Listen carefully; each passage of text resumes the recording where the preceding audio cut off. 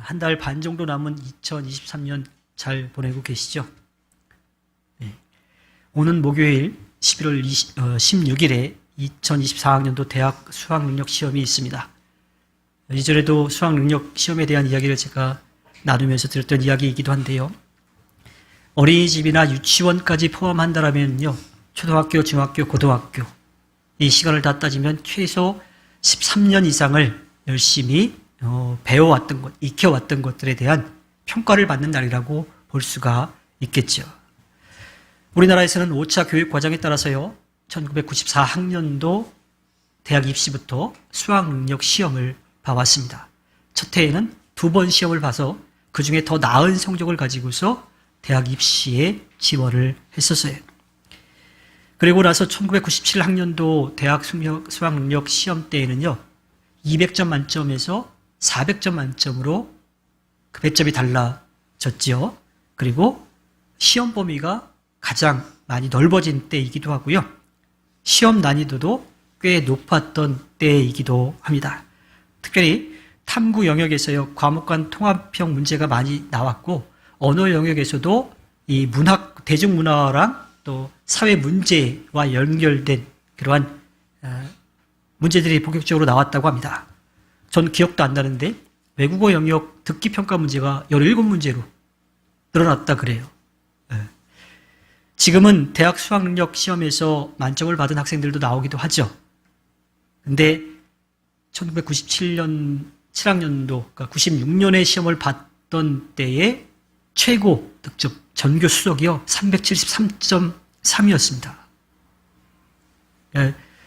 그때는 또 대입을 준비하면서 본고사가 부활한다 그래가지고 본고사 준비도 같이 했었고요. 또 논술로 되어 있었고 면접도 있었어요. 그리고 사회봉사 점수라고 하는 것도 있어서 저희도 수능을 보고 난 다음에 주민센터 가가지고서 지역구에 막 청소하러 쓰레기 봉투 들고 집게 들고 청소하러 다니기도 했었습니다. 그리고 당시에는요, 정시 입시 전에 학교별로 특별 전형이라고 하는 게 있어요. 지금의 수시라고 조금 다른 개념인데 수능을 보자마자 바로 지원을 해서 특별 전형에 합격을 하면요, 일반 정시제에는 지원을 할 수가 없게끔 그렇게 제도가 되어 있었습니다. 그리고 가나다라라고 해가지고 학교를 배분을 해서 한 군에 한 학교만 지원할 수 있게끔 그렇게 되어 있었죠. 제가 왜 이렇게 잘 알까요? 제가 97학번이죠. 그러니까 96년도 11월 13일 날 수능을 보고 97년도 3월 2일 날 입학을 했기 때문에 좀 잘 알고 있어요. 근데 정확한 기억일지 몰라가지고 또 확인 작업을 좀 거치기도 했었습니다. 그때는 정말 저도 굉장히 좌절을 많이 했었어요. 왜냐하면 모의고사 성적보다 최소 40점 이상 다 떨어졌었거든요. 네. 다행인지 불행인지 모르겠지만 그때 문제 자체가 어려웠고 평균 점수가 다 그만큼씩 이제 떨어졌던 거죠. 그래서 그 당시에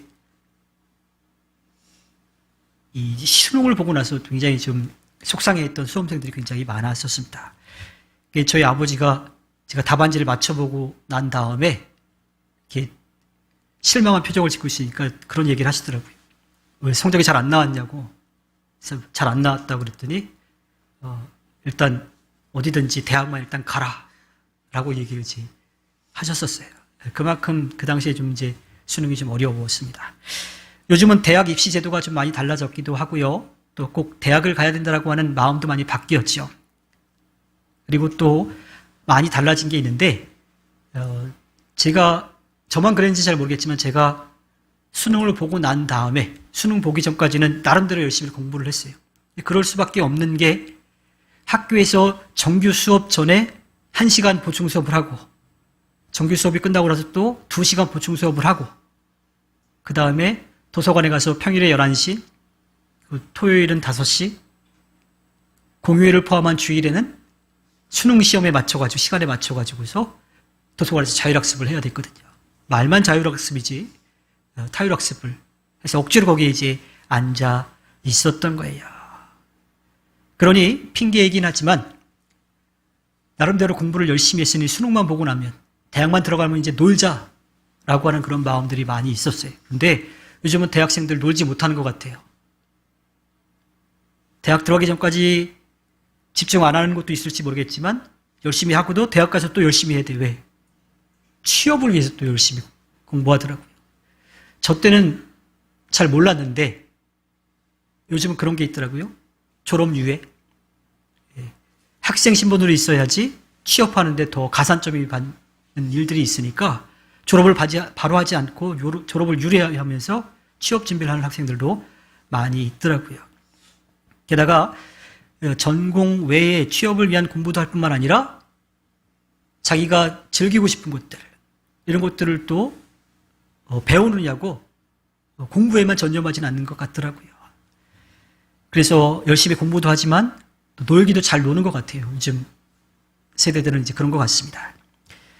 어찌되었든 2024학년도 대학 수학 능력 시험을 준비해온 모든 수험생들이 자신들이 열심히 노력해온 그 결과를 얻기 위해서 또 좋은 컨디션으로 끝까지 열심을 다해서 아름다운 열매를 거두기를 바랍니다. 사람은 열심히 공부를 하든 열심히 일을 하든요, 쉬어야 합니다. 그래야 계속 공부도 할 수 있고 또 일도 할 수 있지요. 그렇지 않으면 얼마 지나지 않아서 번아웃 돼 버려요. 번아웃 되면요, 다시 회복하기 어려울 수도 있고 아니면 시간이 너무 오래 걸릴 수도 있습니다. 우리를 만드셔서 우리를 더 잘 아시는 주님은요, 우리가 그렇게 번아웃 되지 않도록 쉴 수 있게 해 주셨습니다. 우리가 살아갈 수 있는 환경도 그렇게 만들어 주셨죠. 아이들이 낮에 열심히 뛰어놀면요, 부모님들이 아주 흐뭇해 하더라고요. 왜? 밤에 잘 잘 테니까. 제가 해군에 입대해서 후반기 교육을 받고 있는데 그곳에서 초등학교 동창을 만났어요. 저는 이제 병이었고 그 친구는 부사관이었습니다. 근데 제가 신학교를 다녔던 것을 안 그 군종병이 저에게 주일에 간식을 나눠주는 일을 이제 맡겼어요. 그때는 이제 병도 오고 이제 그 당시에는 이제 완전한 하사는 아니고 빨간색을 붙여가지고 하사관 후보생, 그렇게 이제 왔었는데 같이 예배할 때 같이 예배했었거든요. 그러니까 간식을 제가 이제 나눠주는데 그 당시에 초등학교 동창을 만났으니까 얼마나 반가워요. 아마 그 친구가 더 반가워했을 거예요. 왜? 제가 간식을 들고 있었거든요. 그래서 병이었지만 그 하사관 후보생에게 간식을 제가 몰래 좀 더 챙겨주기도 했었습니다. 그러다가 이제 만나서 이야기를 하다 보니까 그 친구가 결혼을 일찍 해가지고 그때 21살이었는데 그때 이제 아이가 있었어요. 근데 그런 이야기를 하더라고요. 애가 너무 사랑스럽고 좋은데 밤에 잠을 안 자고 침을 대면 너무 밉대요. 그래가지고 낮에 자고 있으면 막 흔들어서 깨웠다는 거예요. 낮에 못 자게 하고 밤에 재우게 하려고. 근데 그게 그 아이의 건강상 좋은지 나쁜지는 잘 모르겠지만 그만큼 부모가 아이가 밤에 잘 자는 게 이렇게 아마 기쁜 일이었을 겁니다. 저도 올해부터 꾸준히 운동을 했더니요, 요즘은 저녁 10시를 넘기기가 어려워요. 그래서 어떤 때는 지금은 이제 뭐 야구가 끝났으니까 야구를 보다가도 그냥 잠들어서 제 아내가 막 안경을 벗기고 자라고 막 이제 그러는데 그 시간에 잠을 안 자면요, 다음날 하루를 지내기가 너무 어려운 거예요. 그래서 정말 한 10시가 되기 전에 이미 이제 골아 떨어져 보내는 거죠. 사람은 일반적으로 일상생활을 유지하기 위해서는요, 7시간에서 9시간 정도의 잠이 필요하다라고 합니다. 우리 꿈미래 식구들은 적정 수면을 유지하고 계신가요? 밤에 할 일이 너무 많죠. 할 건 많은데 시간이 없다고 여기는 이러한 시대에 적정 수면을 유지하는 것 자체가 참 어려운 일인 것 같아요. 수면의학계에서는요, 수면부채라고 하는 말이 있다고 합니다. 가계부채처럼 충분히 잠을 자지 않으면 이 부족한 잠이 누적되어서 건강에 아주 부정적인 그런 영향을 미친다라고 그래요. 돈을 꾸면 빚이 생기고 또 이자가 늘어나는 것처럼 제때에 그 필요한 만큼 잠을 자지 않으면 그 부채가 계속 늘어난다라고 하는 거예요. 그래서 그것을 갚으라고 이 잠이, 이 몸이 상환 청구서를 내민다라고 그렇게 이야기하더라고요. 특별히 이 수면 전문의들은요, 잠을 보충한다고 주말이나 쉬는 날에 몰아서 잠을 많이 자는 게 오히려 더 좋지 않대요. 직장인들 보통 월요병이라고 하는 게 있죠. 쉬고 나서 다음날 다시 일을 하는 게 지금 어려운 것처럼 그렇게 몸이 더 이제 피곤할 수 있다라고 하는 거예요. 그래서 수면 부채가 누적되고 있다면 표현하기 그렇게 표현하던데 주말에 일시불로 그걸 지불하려고 하지 말고요. 매일매일 할부로 조금씩 갚아나가라고 그렇게 이야기하더라고요. 여러분들 혹시 좀 잠이 모자라시더라면 여러분들이 해야 될 일들 가운데 시간을 조금 더 쪼개서라도 잠자는 시간을 충분하게 가지면 오히려 더 일에 능률도 오를 수 있고요. 또 건강도 더 잘 유지할 수 있을 것 같습니다. 여러분들이 그렇게 지혜롭게 쉼을 잘 얻어가기를 바랍니다. 이제 말씀으로 한번 들어가 보기를 원합니다. 우리는 지난주에 십계명을 통해서 주님이 우리를 사랑하신다는 것에 대한 이야기를 했고요. 주님이 우리에게 이웃을 사랑하라고 하는 그런 말씀을 함께 나눴었어요. 그 가운데 안식일은요, 쉼이 필요 없으신 주님이신데 쉼이 필요한 우리를 위해서 쉬셨다. 우리에게 쉼을 주셨다라고 하는 이야기를 나눴습니다. 오늘은 그것을 조금 더 큰 틀에 담아서 말씀을 해 주십니다. 출애굽기 23장 12절에 보면요. 너희는 엿새 동안 일을 하고 이튿날에는 쉬어야 한다. 그래야 너희가 소와 나귀도 쉴 수 있을 것이며 너희 여종의 아들과 몸부쳐 사는 나그네도 숨을 돌릴 수 있을 것이다. 주님이 모세를 통해서 주신 십계명 그리고 그것들을 어떻게 지켜야 될지 조금 자세하게 설명을 해주고 있는 가운데 이 쉼에 대해서는요. 주님이 우리를 얼마나 사랑하시는지 또 어떻게 사랑하시는지에 대해서 우리가 조금 더 알 수가 있습니다. 사장님이 자기는 일하면서 직원들에게 쉬어 라고 이야기하면 직원들이 쉴 수 있을까요? 못 쉬겠죠. 지금은 같이 식사를 하는 문화가 많이 바뀌어가지고 저도 식당 가면 그런 모습을 많이 보는데 같이 와서 식사를 해도 한 테이블에서 식사를 해도 계산은 다 따로 하더라고요. 그렇죠. 요즘 문화가 그렇죠. 근데 뭐 예전에는 뭐 저희들도 지금도 모여도 저희들도 그렇긴 하는데 누가 한 명이 이제 내는 경우가 더 많아요. 근데 그날 밥을 사기로 한 사람이 그 식당에서 가장 싼 거를 메뉴를 먼저 고르면 그 다음 사람들이 그거보다 좀 더 비싼 메뉴를 고르기가 참 어렵지요. 아마 이것과 마찬가지일 거예요. 주님이 쉬시면서 우리에게 쉬라고 하신 것, 우리에게 쉴 수 있도록 해주신 거죠. 또 주님은 누군가에게 쉼을 줄 수 있는 사람이 쉼을 주도록 그렇게 하라고 하십니다. 오늘 말씀 가운데에는 그 누군가 가운데에는 나그네도 포함이 되어 있어요. 주님은 스스로 살아갈 수 없는 사람들도 살아갈 수 있도록 길을 열어주고 계십니다. 구약 성경에서 공식적으로 다른 사람의 도움이 필요한 사람들을 이야기할 때 나그네와 고아와 과부를 이야기합니다. 왜 그들을 이야기할까요? 나그네는 삶의 터전이 없는 사람이에요. 과부는 어떨까요? 당시에는 남편에게 전적으로 의지해서 살아야 되는데 남편이 떠나고 나면 혼자서 살아갈 수 있는 방법이 없죠. 고아는 더 이상 말할 필요도 없지요. 출애굽기 22장 21절부터 23절에 그 이야기가 나옵니다. 너희는 너희에게 몸부쳐 사는 나그네를 학대하거나 억압해서는 안 된다. 너희도 이집트 땅에서 몸부쳐 살던 나그네였다. 너희는 과부나 고아를 괴롭히면 안 된다. 너희가 그들을 괴롭혀서 그들이 나에게 부르짖으면 나는 반드시 그들의 부르짖음을 들어주겠다.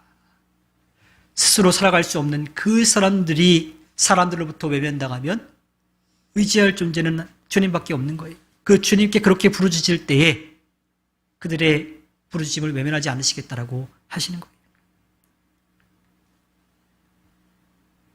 그들은 모두 누군가의 도움이 필요한 사람들이었습니다. 주님은 도움이 필요한 사람들에게 조금이라도 더 형편이 나은 사람들이 그들을 도울 수 있도록 해주신 거예요. 같은 일을 겪는다고 해서 그 아픔이 다 똑같지는 않습니다. 어떤 사람은 평생 그것이 아픔으로 남아있기도 하고요. 어떤 사람은 생각보다 빨리 사라지기도 해요. 하지만 얼마나 아플지 정도는 비슷한 경험을 한 사람들은 알 수 있겠죠. 이스라엘 민족이 그들을 도울 수 있는 것은 그들이 얼마 전까지만 해도 이집트 땅에서 나그네의 서러움을 뼈저리게 느꼈던 사람들이기 때문입니다. 그러니까 전체를 다 알 수는 없지만 조금이라도 그들의 아픔을 알기 때문에 그들을 도울 수 있었던 거예요. 주님은 그래서 그들에게 비록 좀 아픈 경험이긴 하지만 그 경험을 통해서 힘들고 어려운 사람들, 비슷한 경험을 하는 사람들, 어려움을 겪고 있는 사람들을 도와주라고 말씀해 주고 계시죠. 출애굽기 23장 10절부터 11절의 말씀을 보면요. 너희는 6해 동안은 밭에 씨를 뿌려서 그 소출을 거두어 드리고 7째 해에는 땅을 놀리고 묵혀서 거기서 자라는 것은 무엇이나 가난한 사람들이 먹게 하고 그렇게 하고도 남은 것은 들짐승이 먹게 해야 한다. 너희의 포도밭과 올리브밭도 그렇게 해야 한다고 말씀해 주십니다. 주님은 사람만이 아니라 사람이 살아갈 수 있는 삶의 터전도 쉴 수 있도록 하라고 하십니다. 이것은요, 농사를 지을 때 지력을 유지하기 위해서 몇 해는 농사를 짓고 한 해 정도는 쉬는 것과 마찬가지인 거지요. 지금이야 퇴비나 화학 비료가 대중화되어서요, 굳이 휴경을 하지 않아도 되기도 합니다. 하지만 당시에는 땅도 쉬어야 그 다음에 기력을 회복할 수가 있었던 거지요. 그래야 농작물을 계속해서 길러낼 수가 있었습니다. 우리를 향한 주님의 사랑은요, 그 땅에서 끝나지 않습니다. 삶의 터전에서 끝나지 않아요. 제가 괴산에서 목회할 때에 이 교회 앞 마당에 이 감나무가 있었어요. 그러니까 콘크리트를 쳐져 있는데 그 감나무가 있는 데는 흙으로 되어 있었는데 그 감나무 사이에 몇 개 안 되는 고추랑 방울토마토 그리고 상추 등을 이렇게 좀 심어놨어요. 근데 어느 날 보니까 제가 심지 않은 깻잎이 거기서 자라고 있더라고요. 바로 길 건너, 큰 길은 아니고 조그마한 길 건너에 밭이 있는데 거기서 이제 깻잎 농사를 지었거든요.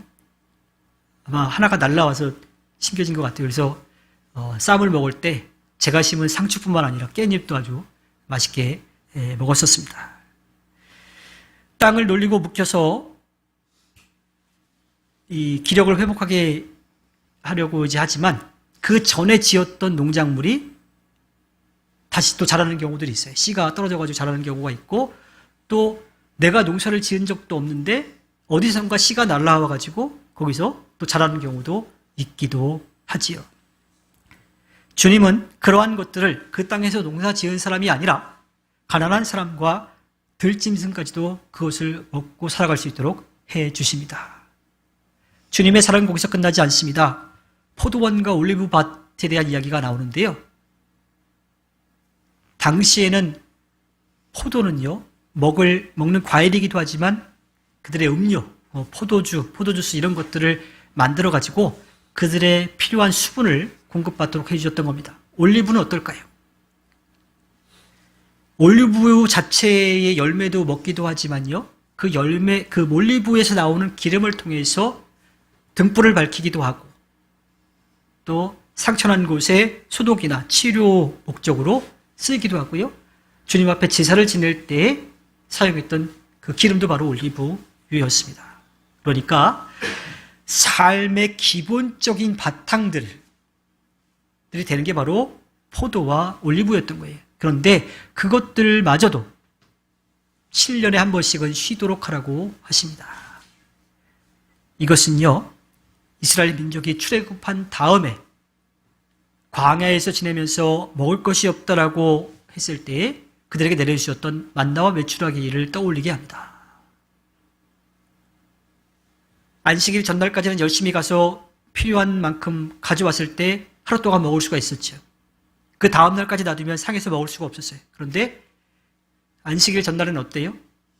안식일에는 그 만나와 메추라기가 내리지 않았으니까 안식일 전날 이틀치를 가져오면 그것이 채워졌더란 말이죠. 이것은 주님의 도우심이 아니면 체험할 수 없는 그러한 경험이었던 겁니다. 마찬가지로요, 필요한 포도와 올리브도 이 6년 동안 거두어들인 것으로 7년 동안 먹을 수 있게끔 채워주시는 주님의 은혜를 경험할 수 있도록 해주시는 거예요. 그것을 누가 주셨는지, 누가 채워주시는지를 알 수 있도록 주님은 그들에게 그들의 삶의 바탕이 되는 것까지도 맡기라고 말씀하십니다. 주님은 이렇게 하루, 한 주, 7년 어느 누구도 빼놓지 않고 함께 살아갈 수 있는 그 길을 열어주십니다. 물론 여기서 끝이 아니죠. 희년도 있고요. 희년으로 끝나는 것이 아니라 우리에게 보장되어 있는 영원한 하늘나라도 분명하게 있습니다. 출애굽기 23장 13절에 가볼까요? 너희는 내가 너희에게 말한 모든 것을 지켜야 한다. 그리고 너희는 다른 신들의 이름을 기억해서는 안 되며 입 밖에 내서도 안 된다. 히브리어 원문에 더 가까이 다가가서 그 뜻을 들여다보면 마치 농부가 울타리를 치고 포도원의 극상품 포도를 지키듯이 목자가 맹수의 공격을 막기 위해 울타리를 치고 자신의 양들을 용감하게 지키듯이 그렇게 긴장하고서 깨어가지고 지키는 것처럼 이스라엘 민족이 주님의 말씀을 듣고 그 말씀을 지키라고 하고 계십니다. 왜 그렇게 하실까요? 그렇게 해야 주님이 이스라엘 민족을 위해 준비해 놓으신 은혜를 누릴 수 있기 때문입니다. 우상에 대한 그것을 이름을 기억해서도 안 되고 입 밖에 내서도 안 된다 그래요. 우상은요, 할 수 있는 게 아무것도 없어요. 왜? 사람이 만들어 놓은 거니까. 주님은 우리를 살리기 위해서 사랑하는 아들까지도 내어주셨는데 우상들은 뭐예요? 할 수 있는 게 아무것도 없으면서 사람들이 살아가는 것을 빼앗아가는 존재예요. 그 우상을 섬긴다라고 하는 제사장들이 자기들의 배를 불리기 위해서 사람들의 것을 빼앗아가는 거지요.